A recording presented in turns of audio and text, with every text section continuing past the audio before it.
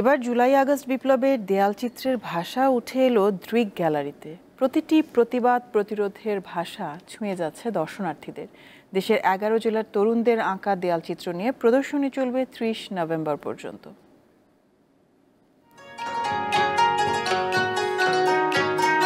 গাছের 5টি পাতা যেন পুরো বাংলাদেশ, সেই বাংলাদেশ অসাম্প্রদায়িক।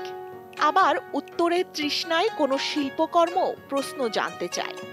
গত জুলাই আগস্ট বিপ্লবে সড়কের দেয়ালে আঁকা প্রতিবাদ জায়গা করে নিয়েছে রাজধানীর দৃক গ্যালারিতে। বাংলাদেশের তরুণদের দৃষ্টিভঙ্গি, তাদের মতামত, পর্যবেক্ষণ ইত্যাদি শিল্প হয়ে ঠাঁই নিয়েছে দেয়ালে। আবার বিশ্ব ব্যাংকের সহযোগিতায় paint your sky make it's yours নামক দেয়াল চিত্রে আবারও উঠে এসেছে সেসব। নিজেদের ভালো থাকতে হবে, নিজেরা ভালো থাকলেই আমাদের দেশটাকে আমরা ভালো করতে পারবো। আগে কখনো এই সরকারে কোনো স্টুডেন্ট প্রতিনিধি ছিল না, এখন যেমন আমরা দেখতে পাচ্ছি একটা ছাত্র প্রতিনিধি আছে। আমাদের জন্য একটা দায়িত্বও হয়ে যায় যে পেইন্টিং করে হলো, ওয়াল পেইন্টিং করে হলো আমরা সেটা যাতে প্রকাশ করতে পারি। শনিবার সকালে প্রদর্শনীর উদ্বোধন করেন অর্থ উপদেষ্টা ডক্টর সালেউদ্দিন আহমেদ ও বিশ্ব ব্যাংকের কান্ট্রি ডিরেক্টর আব্দুল্লাহ এসেক। তরুণদের ভাবনা দেখে মুগ্ধ বিশ্ব ব্যাংকের বাংলাদেশ প্রধান। বিশ্বব্যাংক সবসময়ই তরুণদের ভূমিকাকে স্বীকৃতি দিয়েছে।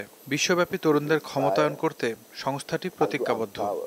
অর্থ উপদেষ্টা বলেন, একটি ছবি হাজার পাতার প্রতিবাদের চেয়েও শক্তিশালী, যার প্রভাব সুদূর বলেও মনে করেন তিনি। শান্তির বাণী, অলিভ অয়েল, অলিভ লতাও, এটা সেটা ইভেন বড়রাও হয়তো এতটা চিন্তা করতে পারবে না। রাজধানীর পান্থপথের দৃক গ্যালারিতে এই দেয়াল চিত্র প্রদর্শনী চলবে 30 নভেম্বর পর্যন্ত। প্রতিদিন বেলা 3টা থেকে রাত 8টা পর্যন্ত খোলা থাকবে। স্বস্তিকা সিংহ, দীপ্ত সংবাদ, ঢাকা।